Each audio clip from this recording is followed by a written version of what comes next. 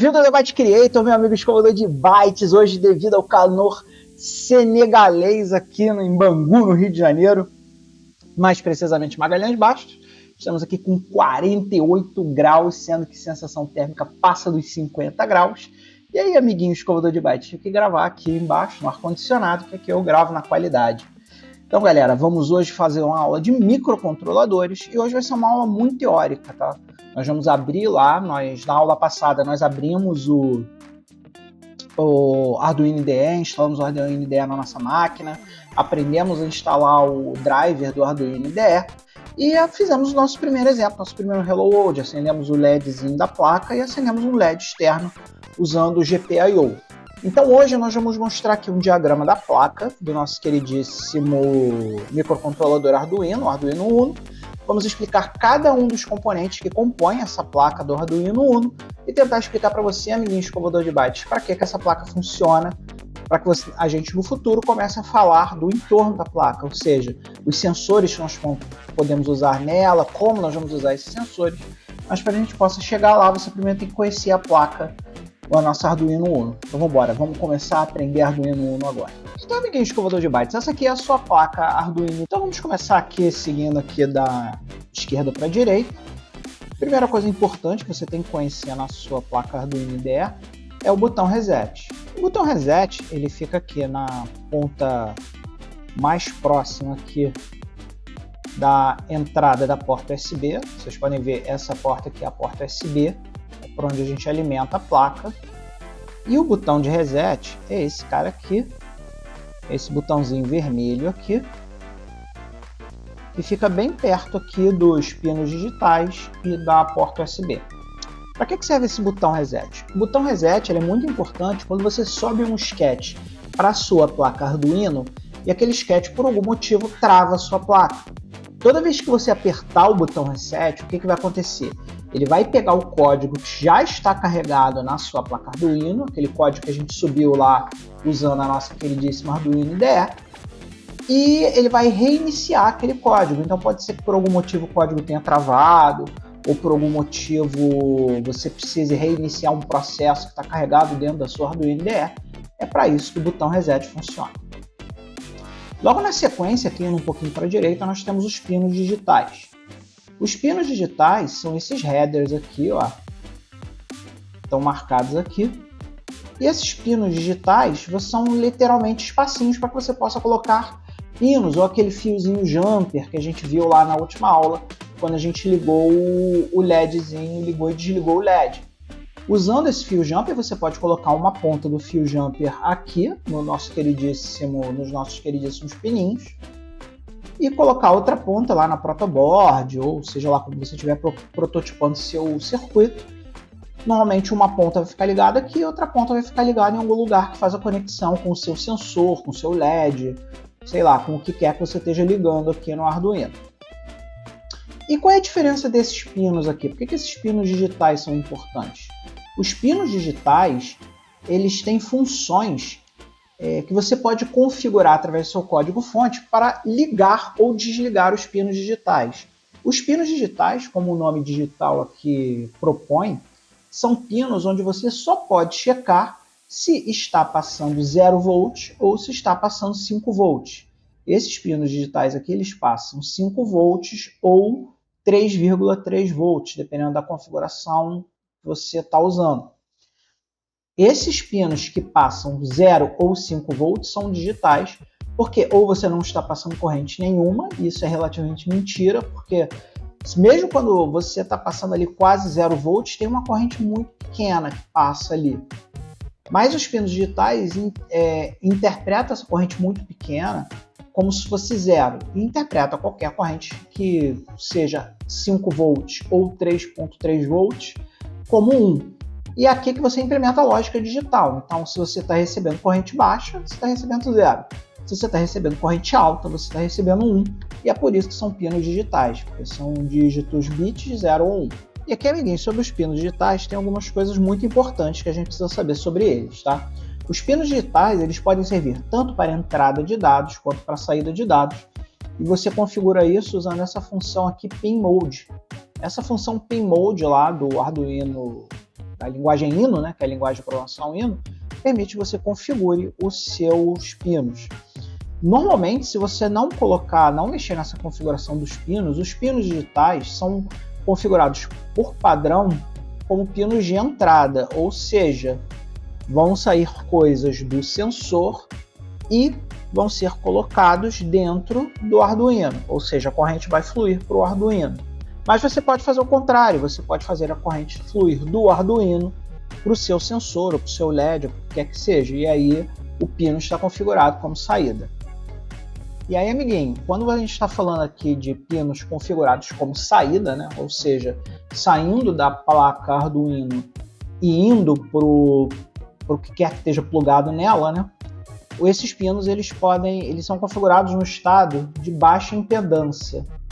O que é baixa impedância? Baixa impedância significa que a gente pode fornecer uma quantidade muito grande de energia, de corrente nesse caso, para o outro circuito. Os pinos digitais podem fornecer até 40 mA de corrente para os dispositivos ou sensores ou qualquer coisa que esteja plugado nela. Essa corrente é suficiente para acender um LED ou ler vários sensores, por exemplo, mas não é o suficiente para ligar relé. Pô, significa que a gente não vai conseguir ligar o relé usando Arduino? Não, vai conseguir sim. A diferença é que o nosso circuito vai ter que estar preparado, mas isso aqui a gente já está falando uma coisa mais avançada. Quando a gente for falar de relé, motor, solenoide, tudo isso, a gente vai tratar mais para frente, porque o circuito criado para tratar essas coisas é um circuito mais complexo, que a gente vai entender ele mais para frente. E aí, amiguinhos escovador de bytes, aqui nós vamos para o coração do nosso queridíssimo Arduino Uno, que é o nosso microcontrolador propriamente dito. Microcontrolador Atmel ATmega 3328P, tá? Esse microcontrolador ele varia de placa para placa, mas como nós estamos falando aqui de Arduino Uno, né? O microcontrolador do Arduino Uno é esse cara aqui, que é esse chipão aqui grande. E esse cara aqui é literalmente o cérebro do seu microcontrolador. Tudo que está instalado nessa placa aqui em volta desse CI são o que a gente chama de placa para poder fazer com que esse cara que funcione. O microcontrolador é esse chip. A placa você pode dizer que é uma System on a Board, né? Um sistema em uma placa. Mas tudo que está aqui nessa placa foi colocado na placa para fazer esse cara aqui funcionar. E esse aqui é o microcontrolador propriamente dito. E esse é o cara que rola lá o seu processamento todo, esse cara que executa o código, esse cara que controla as entradas e saídas, esse cara que levanta a corrente ou abaixa a corrente num determinado pino. Enfim, esse cara aqui é o cara que faz a mágica acontecer. Amiguinho escovador de bytes, nós aqui seguindo, nós vamos agora para os pinos analógicos, que são esses camaradas aqui, que estão plugados aqui no Analog In. E como você já conhece o conceito de pino, eles são exatamente a mesma coisa que os pinos lá de cima, ou seja, você pode plugar jumpers aqui, colocar os seus sensores ligados aqui, para que a placa controle eles, tá? Mas qual é a diferença desses pinos analógicos para os pinos digitais? Vocês lembram que eu falei lá quando eu estava falando de pinos digitais, que a tensão que é passada ali naquele pino, ele é convertido para 0 ou 1, dependendo se a gente está falando de uma tensão baixa ou uma tensão alta. Então, se a gente tem ali um valor de tensão muito baixinho, ele passa a 0. Se tem um valor de tensão mais alto, ele passa 1. Os pinos analógicos não se comportam dessa forma. O pino analógico, se você olhar aqui a teoria, ó, você vai ver que ele consegue ler qualquer valor de tensão entre 0 e 5 volts, ou seja, se estiver dando 2.1, ele vai retornar 2.1, se estiver dando 1.4, ele vai dar 1.4. E por que isso é importante? Porque alguns sensores, a gente precisa ler a diferença, né? Por exemplo, sensor de... Deixa eu dar um exemplo aqui. Sensor de proximidade, né? O sensor de proximidade, ele vai te dizer se está mais próximo, se está mais perto, se está mais próximo ou se está mais longe, dependendo ali do valor que ele vai passar para você.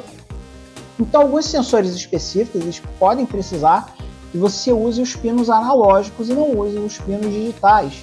Então, esses pinos analógicos aqui, o ideal é que você guarde eles para usar somente com qualquer coisa que você queira plugar dentro do seu microcontrolador, dentro do seu Arduino Uno, que precise de um pino analógico para funcionar. Normalmente, quando você está falando desse tipo de circuito, de equipamento que você pode plugar nos pinos analógicos, ele mesmo te informa e fala, ó, esse cara aqui precisa estar ligado num pino analógico. Então é importante você conhecer essa diferença de pinos analógicos para pinos digitais. Então pinos que você pode controlar com 0 ou 1 vão aqui, pinos que você precisa ler o valor da tensão exato vem aqui, e aí você precisa saber diferenciar esses dois pinos, para que você possa saber qual o momento correto de usar o pino digital e qual o momento correto de usar o pino analógico. E aí, meu amigo escovador de bytes, a gente já pode dar uma olhada geral, dar uma geral aqui nos pinos que a gente viu até agora. Como vocês podem ver aqui, do pino 0 até o pino 13, são os nossos pinos de entrada e saída digitais que a gente pode utilizar. Então esses caras aqui, ó, são nossos queridíssimos pinos de entrada e saída digital, que nós vamos usar bastante. Além disso, como nós vamos ter um circuito ligado aqui, a gente tem aqui um ground e um 5 volts aqui que a gente pode se utilizar dentro lá do circuito, puxando direto aqui do Arduino, se a gente precisar. Lembrando que aqui a entrada de referência significa que a gente pode entrar de 0 a 5 volts, normalmente a gente entra 3.3 ou 5 volts. E aí a gente tem esse pino aqui que a gente não falou ainda, que diz pra gente se a gente está alimentando 3.3 ou 5 volts a partir desse pino aqui. Então aqui nós temos as entradas e saídas digitais, e aqui nós temos os analógicos. E aqui é a parte que eu quero que vocês prestem atenção, porque se você olhar, os pinos analógicos são apenas de entrada. E de entrada variável, pode variar qualquer coisa entre 0 e 5 volts entrando aqui, mas eles são apenas para entrada, eles não são para saída, tá pessoal? E aí aqui nós temos o que nós chamamos de pino de referência, que aqui nós temos as entradas de alimentação, nesse caso aqui, ó, a gente consegue alimentar coisas a partir da nossa placa.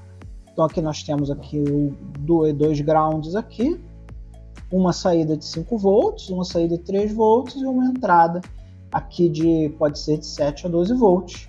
E à medida que a gente for mexendo nos nossos circuitos, nós vamos entender muito melhor como usar isso aqui, que horas que a gente vai puxar a eletricidade do Arduino, que horas que a gente vai puxar a eletricidade do circuito, que horas que é melhor alimentar o Arduino da placa, que horas que é melhor alimentar a placa do Arduino.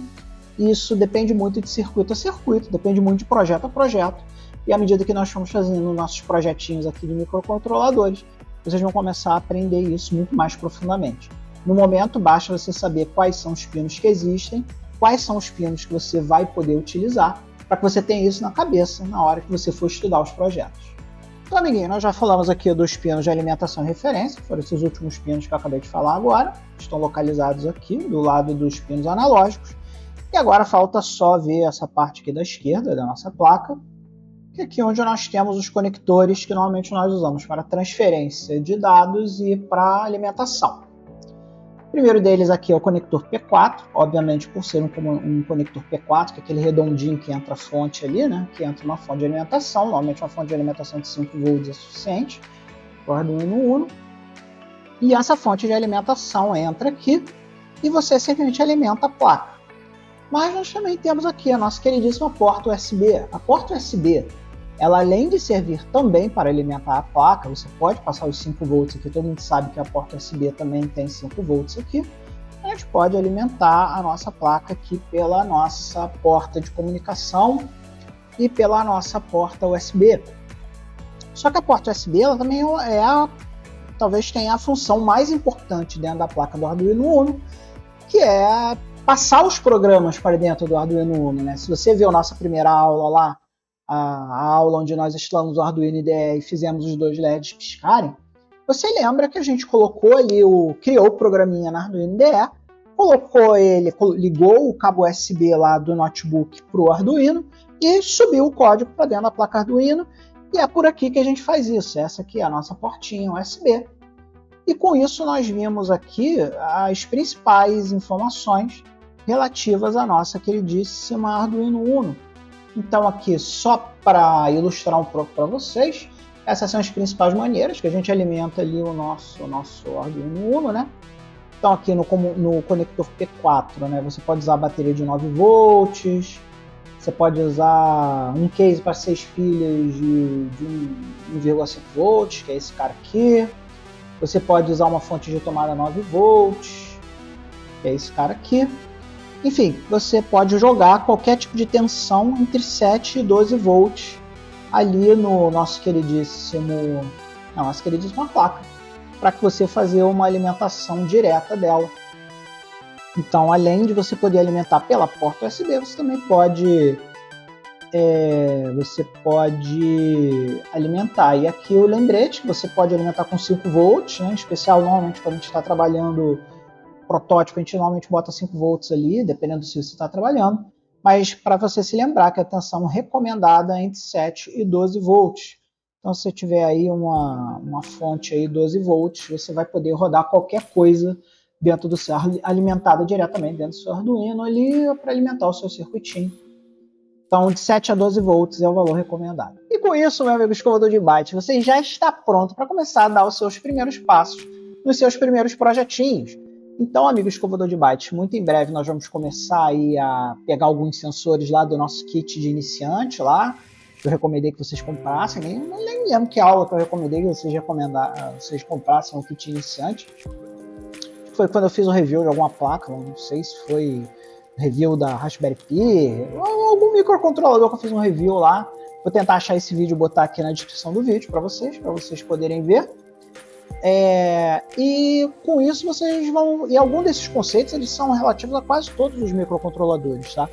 Então, por exemplo, quando eu estou falando de GPIO, né, que são aqueles pininhos que eu mostrei para vocês ali, GPIO significa General Purpose Input Output, ou seja, entrada e saída de uso geral. Praticamente todos os microcontroladores têm esses pinos.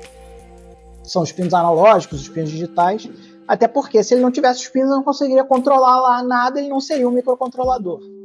Então esses conceitos eles são muito importantes para você, amigo escovador de bytes, que vai trabalhar com microcontroladores, e depois aí você vai ver que muitos desses conceitos acontecem em todos os microcontroladores.